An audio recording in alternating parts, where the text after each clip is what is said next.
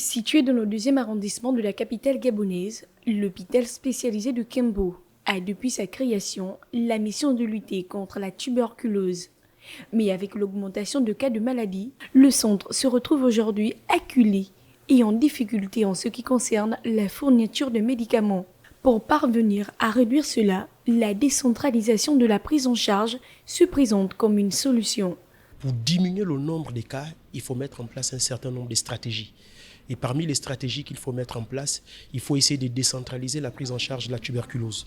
Pourquoi décentraliser? Parce qu'on se rend compte encore au Gabon que l'hôpital spécialisé de Nkembo fait plus de 65% de l'activité antituberculeuse du Gabon. Pas de Libreville, mais du Gabon. C'est énorme. Un seul centre ne peut pas à lui seul faire 65% de la prise en charge de la tuberculose. En matière de structure de santé sur le plan continental, le Gabon est plutôt bien situé car même si les hôpitaux sont en manque dans certaines régions, il existe des dispensaires ou des structures régionales sur tout le territoire. Ces établissements pourraient bien faire avancer la lutte contre la tuberculose si elles étaient mieux équipées. Il suffit de mettre en place les outils pour prendre en charge ces patients tuberculeux. Les outils, c'est quoi? Il faut déjà disponibiliser les médicaments, il faut disponibiliser les registres pour pouvoir déclarer tous ces cas, mais également il faut sensibiliser la population.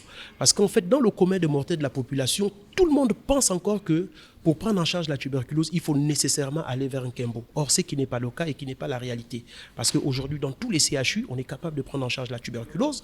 Dans tous les centres de santé, on devrait être capable de prendre en charge la tuberculose. Au Gabon, la tuberculose fait encore l'objet de nombreuses études afin que soient mis en œuvre des mécanismes pour l'éradiquer. Et ce, pour de bon.